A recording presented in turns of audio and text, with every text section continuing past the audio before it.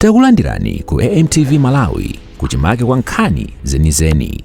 Ngati nkhani imeneyo kuno kulibe, dziwani kuti nkhani imeneyo ndi yabodza.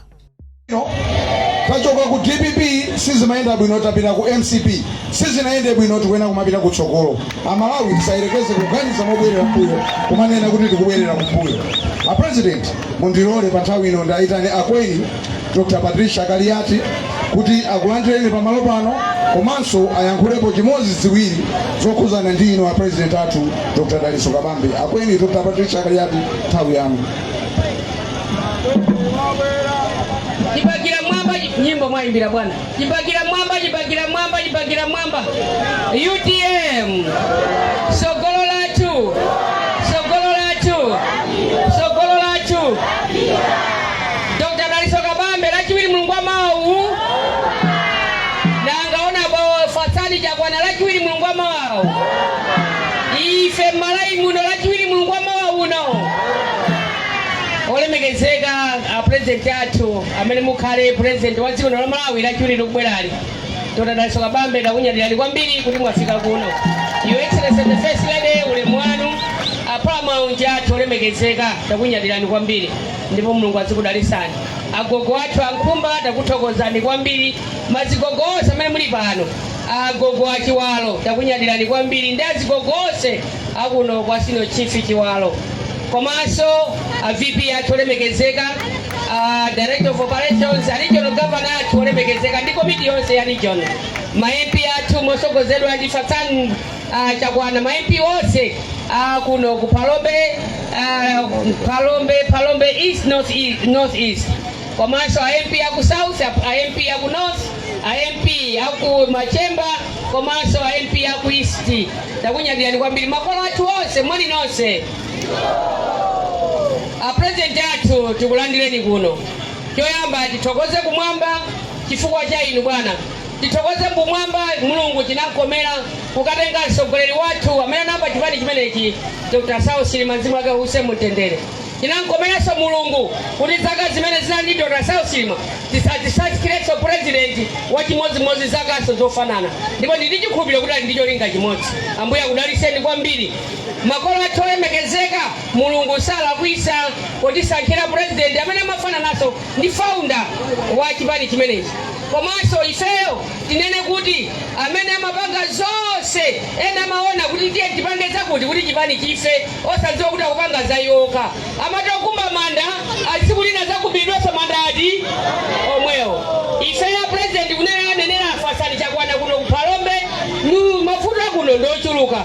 Komanso chaka chino amene alebesa mavoti ndi azimayi. Mafuta amene makumana nawo azimayi amalayi muno amene makumana nawo mafuta onse makumana nawo amakhala azimayi. Titokoze kumwamba kunoko tikudalira Nandolo. Nthawi ino Nandolo akanakhala ali wampusi chifukwa ndi ophukira. Koma Nandolo amene akuphukira mamindamu mulungu wachidadala sakhala ni mpusi afuna pulumuke anthu awo. Tikapita mamindamu tingotenga zidukhwa za Nandolo zimene tikanakhala nali nyemba tikati zingopungulira mumphika momwemo kumango zitira tomato ndikumadya. Koma tikangopita lero munda kukapululamo ziphukira zija tikupezaso mawa zakupima tikapululaso zomwezi. Tikuthokoza kuti mulungu ali ndi chani ali ndi cholinga.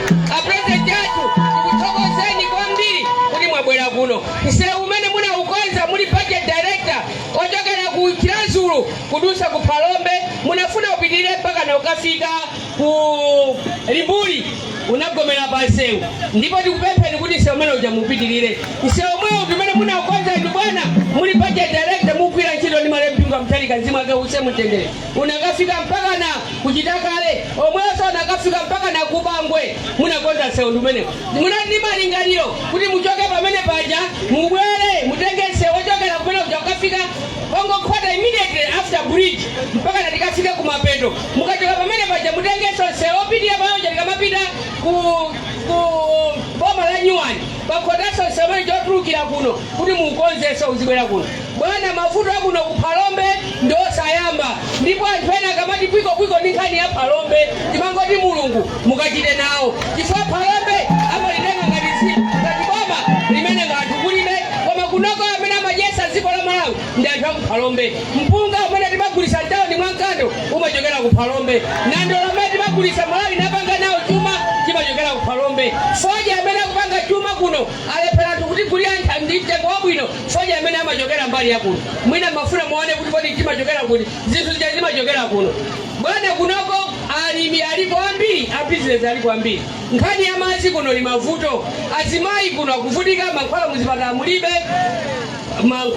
mulibe muzipatala angotaka bwerango leperedwa tiye likaguleni ku pharmacy kuno pharmacy mulibe private mulibe tingokhalira kuti mulungu kufuna kwanu kutani kuchitidwe timati tipepe a president pamene mutenga dziko la Malawi anthu amene akutipangira maini natenga ndalama zathu choka mapiri mwatuno akanakhala kuti amakonda dziko la Malawi komanso mtsogoleri akanakhala kuti amakonda anthu Malawi muno akanaba sanapite kuphiri kuja akanakonza nsewu kuti magali madola zidusa nsewu wajani wabwino koma ndalama angozitenga angozidya malomo kuti akonzere nsewu wabwino tikupempheni kuti nsewu mene mutikonzere nsewuso amene wachokera kwa Gogwa na Zombe kubwera kunoko kumene mutikonzere kudusa nsewu umene kutulukira kuno this is the ring road mutikonzere misewu imeneyo pali nsewu umene wachokera pa Zomba tanofu kumapita kuchitekesa uko misewu yovuta osakhala sewe munatimangira masukulu abwino kumene kuja muli ndi malembingwa mtalika zimwe chakusamutende mutikonzerenso misewu imeneyo mutipangira zinthu zoyenera kuti anthu akuphalombe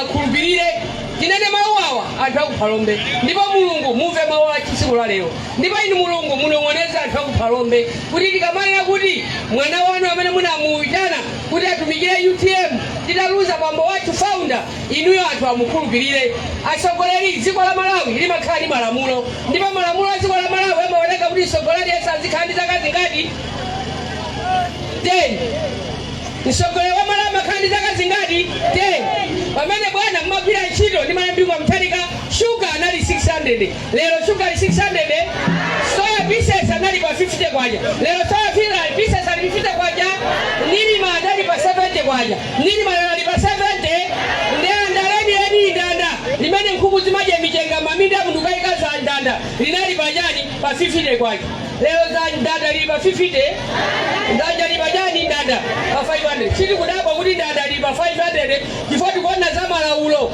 chifoti ndanda mandanda amene mayikidwa ndi nkhuku za chazi lero mandanda kuyikidwa ndanda mbala kuona zikundula tikuyembekezera bwana kuti inuyo mukakhala president nkhuku zikwanene za chazi kumayikira mazira ndipo mazira amenewo azakhala osika mtengo bwana muli president chimanga cheni chitumba ndi magula 500 kwaji 5000 kwaji lero chimanga chili pa 5000 lero bwana chimanga kuno chili pa 80000 mukangotenga dziko lino bwana tifuna chimanga chikhale chosika mtengo wa muda wapanda muda azitha kugula chakudya ndi kumadya